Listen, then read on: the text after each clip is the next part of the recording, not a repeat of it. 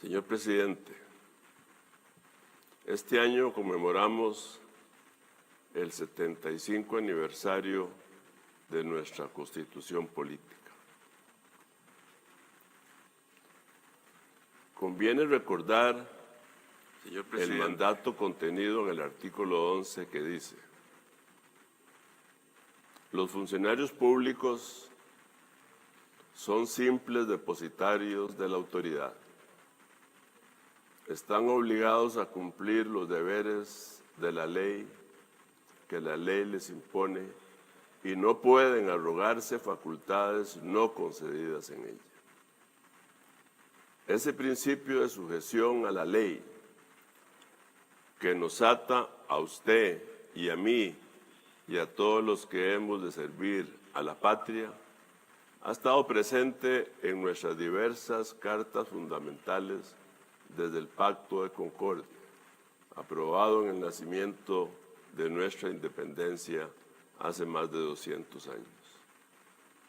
Defender, respetar y promover la institucionalidad costarricense y nuestro Estado de Derecho es una obligación ineludible que trae consigo la evaluación permanente de nuestros actos en el ejercicio del mandato constitucional, razón que nos congrega hoy en este recinto. Hemos escuchado sus palabras con el respeto que se merece su alta investidura y la atención debida que corresponde al acto supremo de la democracia representativa que da cuenta de la marcha de la República confiada en sus manos por la voluntad popular. De nuevo, en los albores de su tercer año de mandato, reitero la valoración que siempre hemos otorgado al diálogo, porque sin importar los tonos a veces desabridos, nuestras convicciones democráticas nos obligan a la escucha respetuosa del contrario, buscando espacios para un entendimiento productivo y razonable. Señor presidente, reconozco y felicito el esfuerzo de su gobierno para erradicar trámites innecesarios que atentan contra el crecimiento y la recuperación económica de la nación. Esas iniciativas que benefician tanto a emprendedores, empresarios y ciudadanos se enrumban en la dirección correcta. También le agradezco, señor presidente, su participación activa en la comisión interinstitucional que creamos los presidentes de los tres poderes de la República en noviembre del año pasado para contribuir al esfuerzo de combatir la inseguridad ciudadana. Confío en que la legislación que hemos aprobado y aquella que aprobaremos contribuye de forma significativa para reforzar a las fuerzas del orden. Igualmente, me permito reconocer y aplaudir la diligencia debida en su administración en el equilibrio macroeconómico de las finanzas del Estado.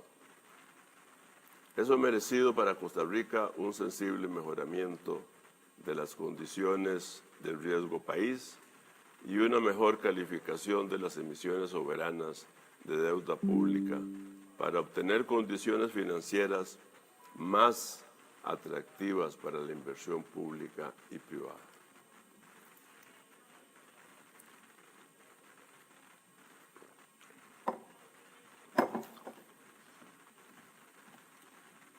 Bajo la conducción de su mandato, siguen rindiendo frutos los resultados de la reforma fiscal de la pasada administración, resultado de un proceso de negociación entre el Poder Ejecutivo y Legislativo, donde privaron los intereses del país más que los partidarios, y eso es de celebrar.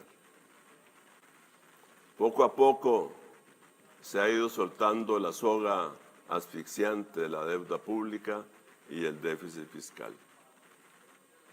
Sin embargo, gobernar es siempre caminar en equilibrio, en una cuerda floja, con fuerzas opuestas que nos empujan de un lado a otro, con el constante peligro de moverse hacia extremos que empujan al abismo.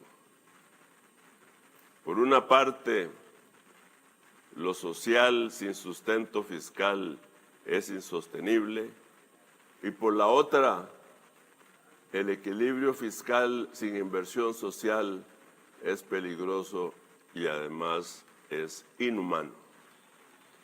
Y aquí debo señalarle que divergen nuestras visiones. En el complejo balance de las rectificaciones fiscales, jamás debemos encerrarnos solo en los números y equilibrios macroeconómicos. Jamás podemos permitirnos alejar nuestra mirada solidaria de la proyección humana en que se asienta la sostenibilidad histórica y política de un pueblo. Jamás sacrificar la inversión social en el altar de un malentendido ahorro meramente económico. Y es que en la política se siembra el futuro y lo sembramos de cizaña o de esperanza. Lo sembramos de discordia o de entendimiento. Señor presidente, si bien reconozco varios de los logros económicos de su gestión y reconozco también otros como la inversión extranjera y algunos que usted ha mencionado, es igualmente mi deber señalarle con enorme preocupación que los principales indicadores sociales se han desmejorado. El Estado de la Nación ha venido señalando la creciente desconexión entre crecimiento económico y bienestar social, sobre todo entre los más vulnerables. Así no somos nosotros, así no queremos ser nosotros. Va en contra de todo lo más sagrado del costarricense, la cohesión social fundada en la solidaridad. Es tan dramática esta situación que, de acuerdo con las mismas estadísticas oficiales de la OCDE que usted ha mencionado ahora, hoy somos vergonzosamente el primer país dentro de dicha organización con el mayor nivel de su población en pobreza. Repito, somos el país con el mayor nivel de su población en pobreza y con la mayor desigualdad en la distribución de sus ingresos. Datos matan mentiras. Los datos nacionales señalan con un doloroso dedo de reproche a una inmisericordia ausencia de prioridad social en las políticas económicas de su gobierno. Primero, resalta la educación, que si en el 2017 tenía destinado un insuficiente 7.36 del PIB, en este año apenas llega al 5.49, cada vez más lejos del deber cívico de asegurar a los hogares una educación de calidad. Programas claves como Avancemos han sufrido el impacto de los recortes. Datos de Lima nos dicen que el año pasado recibieron apoyo de Avancemos menos de 300,000 estudiantes, cuando en el 2022 se apoyó a casi 400,000. En pocos años, esa estadística nos revelará, nos reventará en la cara. Casi 100,000 jóvenes menos apoyados para que estudien, harán más inseguras nuestras calles. Señor presidente, no tenemos que repetir y volver a repetir la importancia de la educación para el desarrollo nacional, para la economía del país, para la formación cívica de las personas, para la incorporación productiva de la gente a la vida nacional. Frente a nosotros, en materia de educación, solo se abre un panorama sombrío. El daño que sufrirán las nuevas generaciones si no se cambia de rumbo es incalculable. El país, señor presidente, le pide hacer algo con urgencia.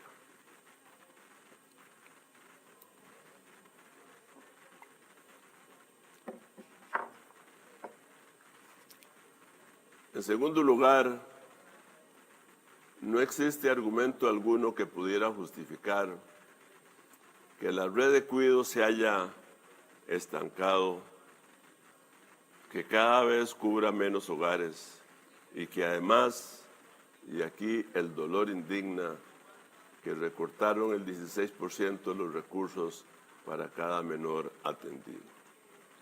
Estos recortes de la Red Nacional de Cuidado rompen el instante de oportunidad para la atención debida de los menores, así como la oportunidad laboral de las familias más humildes y más necesitadas de apoyo. Esa es la familia de mujeres jefas de hogar. En tercer lugar, cada vez menos costarricenses que sueñan con tener una vivienda tienen acceso a un techo digno. Ha caído el número de viviendas construidas. Mientras en el 2019 se beneficiaron casi 13,000 familias, en el 2023 tan solo se llegó a una cifra cercana a las 8,000 viviendas. Es un descenso en picada hacia el precarismo, donde el crimen y el narcotráfico encuentran el mejor terreno de cultivo. En cuarto lugar, vierto mi mirada dolida a las 30,000 personas en listas de espera para obtener una pensión del régimen no contributivo. No podemos permitirnos que eso continúe así. Si no hacemos algo, la pobreza total y extrema en la vejez se cuadriplicará para la mitad del siglo. La mayor demanda insatisfecha de adultos mayores en desamparo dibujará un panorama nacional sombrío. En quinto lugar, existe un aspecto de la vida pública en el que desembocan todas las miserias presupuestarias que nacen cuando la función pública se aísla del sufrimiento humano. Ese es el espacio de la seguridad ciudadana. No en vano los pueblos más seguros del mundo son aquellos en los que se disfruta de atención pública y se goza de equidad distributiva. La inversión social es la forma preventiva de combatir el delito. El debido financiamiento de las fuerzas del orden y de su respaldo judicial e investigativo son la forma inmediata de enfrentar la delincuencia activa. Para eso se necesita reforzar también el marco legal del delito y esta Asamblea Legislativa, en pleno, se ha abocado a la tarea de tramitar y aprobar los proyectos que han sido encomendados por la Comisión de Autoridades, así como de la Comisión de Seguridad y Narcotráfico. En sexto lugar, no olvidemos que el primer programa social es asegurar el empleo de nuestra población, especialmente la población de mano de obra no calificada en zonas rurales, lo cual está totalmente determinado por la salud competitiva de nuestras empresas. Una política monetaria y cambiaria desequilibrada pone en peligro la sostenibilidad de nuestro tejido productivo nacional y amenaza al país con mayor desempleo y cierre de empresas, en su mayoría micro, pequeñas y medianas, especialmente en las zonas rurales del país.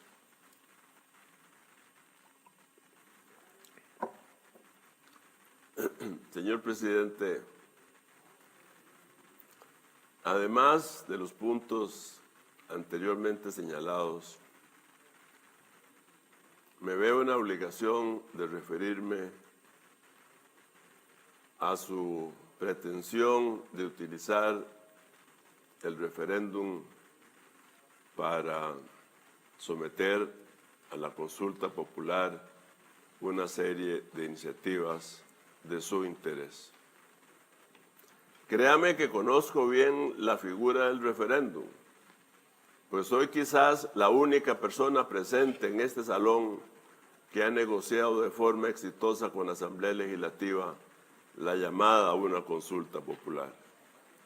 En abril del 2007 indiqué mi satisfacción de que el Parlamento aprobara su convocatoria, porque aquello reforzaba la institucionalidad desde los poderes de la República. El uso del referéndum debe hacerse siempre según lo dispuesto en nuestra Constitución, en la ley y bajo el espíritu democrático por el cual fue creado. Sin embargo, procurar el uso del referéndum como un mecanismo caprichoso y vengativo para ir en contra de los poderes de la República y contra nuestra institucionalidad es una vana pretensión que no encontrará terreno fértil en este Congreso. Señoras y señores, les repito, señor presidente, esta nave así no llega a puerto.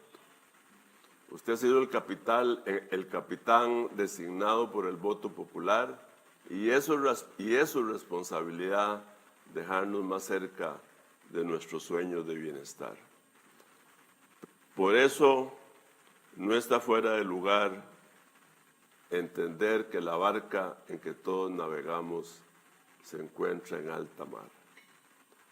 Arriesgamos naufragar si no se gobierna con brújula y la proa avante. Sembremos esperanzas o cosecharemos tempestades.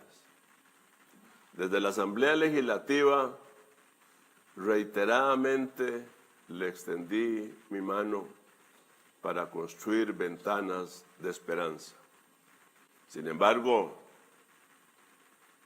y lo digo con todo el respeto, su incesante e innecesario discurso confrontativo contra esta Asamblea Legislativa, contra el Poder Judicial, contra el Tribunal Supremo de Elecciones, contra la Contraloría General de la República y contra cualquier institución o persona que no comparta su visión, no hace más que acercar a nuestra democracia hacia el despeñadero.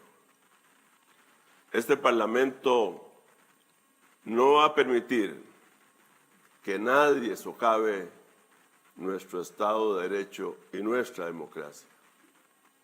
Por eso le digo, señor presidente, rectifique. Tener diferencias de visiones es solo natural, pero lo que no es costarricense es dejar nuestras diferencias que nos impidan acercarnos a una ruta de entendimiento.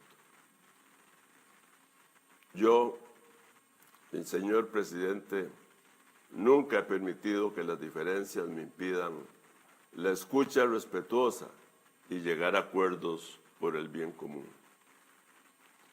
En el inicio del tercer año de gestión, sigo abierto al diálogo,